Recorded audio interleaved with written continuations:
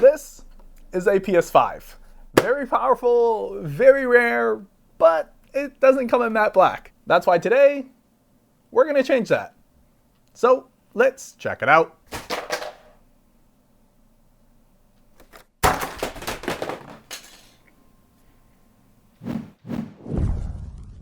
Today, I'm just going to narrate my thought process as I was doing this because, oh boy, it was a spiritual journey, like for part 2. Just kidding, but really, please like and subscribe.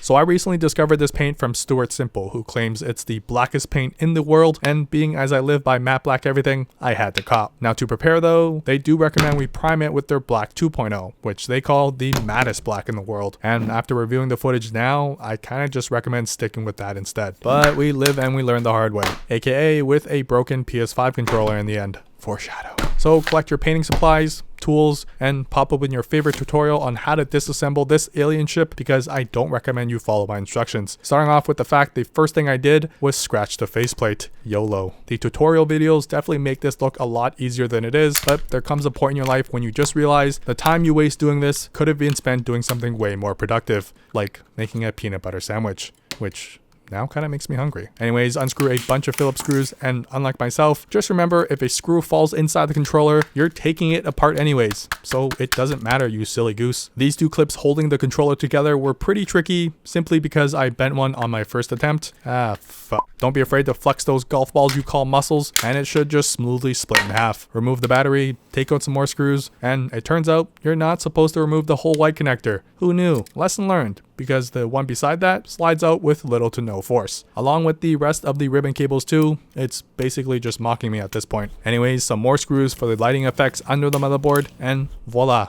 More stuff to take out. Remove the mic, button covers and clickers themselves, D-pad on the opposite side, don't forget about the home PS5 button, and finally unscrewing the large plate button on top. Easy peasy. We only broke 2 things in the process. Am I right? Or what?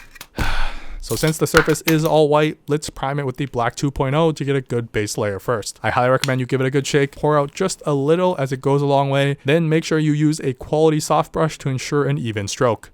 And wha-bam. My only piece of advice is to apply thin layers and spread as much as possible before reapplying some more to avoid any chunkiness. And I can confirm, this is very therapeutic. Now hindsight is 2020 and I should have just left it here given how nice it actually looks with a single layer, but I wouldn't forgive myself if I didn't fully commit to Black 3.0, the blackest paint on earth. So repeating the same process, shake, squeeze, and start stroking away. It goes on wet and glossy, but as it dries, you can start to visually see it get darker and darker, absorbing even my studio lights as I'm working through it. I decided to paint through all the small pieces and buttons too, which I will tell you now, you should not do, because it makes them completely unusable with a thick layer of paint on them. Now you know. So once that's all done, visually, it actually looks really cool as it sort of just camouflages into itself. Whoa. It does have a sandpaper-like matte texture to it, sort of like holding a chalkboard. Unfortunately, if you put a clear coat over it to smooth it out, that sort of defeats the whole blackest on earth vibe. So let's put this beauty back together. All I will say for this is follow proper instructions, because although everything is fairly straightforward and things just pop back into place, you don't want to end up like me with some extra gaps and most notably, unsure why I have 2 extra screws now, plus that white connector that wouldn't go back in and even some pulled pins. It probably still works.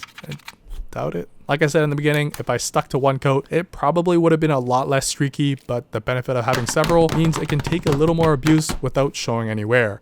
Kinda. Although if you suck at COD and rage quit a lot, you probably just shouldn't paint your controller any color. Anyways, that's the blacked out controller. When compared to an original, let's just say some things are better left alone. Or maybe I just suck at painting. Either or sounds about right. Now if you do want a blacked out controller, I recommend just waiting for Colorware to restock theirs. Now having gone through that struggle, I'm not even going to consider attempting the actual PS5 itself. Thankfully D-Brand, the sponsor of this video, has me covered with their new dark plates. It's already matte black and even has their own custom tiny print on the interior like the OG PS5 does. Anyways, installation is super simple, definitely way easier than having to take apart a whole controller, paint, and then end up with 2 extra screws. Finally, they also have a solution for this nasty shiny forehead. You've got 7 color choices to go with, but we didn't come this far to not go matte black, although the added flair of the icons collection is a no-brainer. And there you have it, a completely blacked out PS5. Now although this controller is one of a kind and possibly doesn't even work anymore, you can pre-order the dark plate and find skins at dbrand with the first link down below. Now I have to go return this and hope they don't notice the minor cosmetic damage.